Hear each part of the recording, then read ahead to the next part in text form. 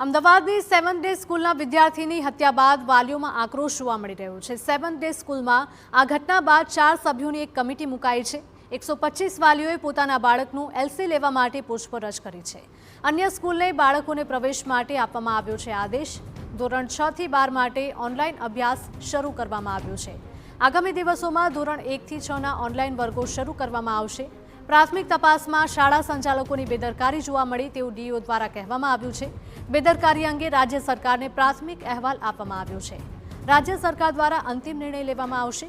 વાલીઓ કોઈ પણ પ્રકારની ધમકીથી ન ડરે તેવું પણ કહેવામાં આવ્યું છે। સતત અમારી ટીમ સ્કૂલમાં હાજર।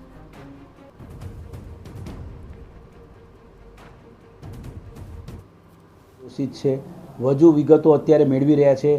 અત્યારે કોઈ પણ વાલીઓએ આ બાબતે ગભરાવાની જરૂર નથી ક્યાંય। અને આ જે લેટર આવ્યો છે તેના માટે પણ અમે ખુલાસો માગીશું મેનેજમેન્ટનો। અને આ લેટર એમના તરફથી કેમ રજૂ કરવામાં આવ્યો છે, આવી રીતે કોઈ પણ પ્રકારે દબાવવા ધમકાવી શકાય નહીં। જરૂર પડે તેની સામે જે કાર્યવાહી કરવાની થશે તે કરીશું। પરંતુ બાળકોને અન્ય શાળામાં જેને પ્રવેશ લેવો હોય છે એના માટે પણ અમારી શિક્ષણની ટીમ અમે બેસાડી છે ને એમની અત્યારે 125 જેટલા જે છે પેરેન્ટ્સ એમના દ્વારા ત્યાં ઇન્ક્વાયરી પણ આવી છે। એટલે વધુ બાળકોને એ રેસ્ટિગેટ કરશે, શાળામાંથી દૂર કરશે એવા પ્રકારે કોઈએ ડરવાની જરૂર નથી। અમારી ટીમ ત્યાં સતત શાળાના સમયમાં ત્યાં ઉપસ્થિત છે।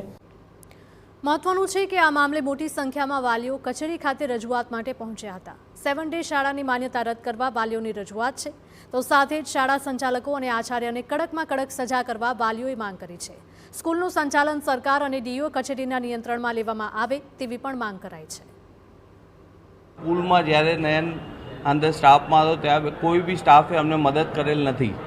38 થી 40 મિનિટ મારો બાબો સ્કૂલની અંદર હતો, છતાંય સમજો સ્કૂલના સિક્યોરિટી સ્ટાફ કે કોઈ બી અમારા મદદ કરવામાં આવેલ નહીં। એટલે અમે સાહેબને ખાલી એક જ સમજો અપીલ કરી છે કે જે બી સ્કૂલની માન્યતા છે ये आपने रद्द करवानी थाय जे।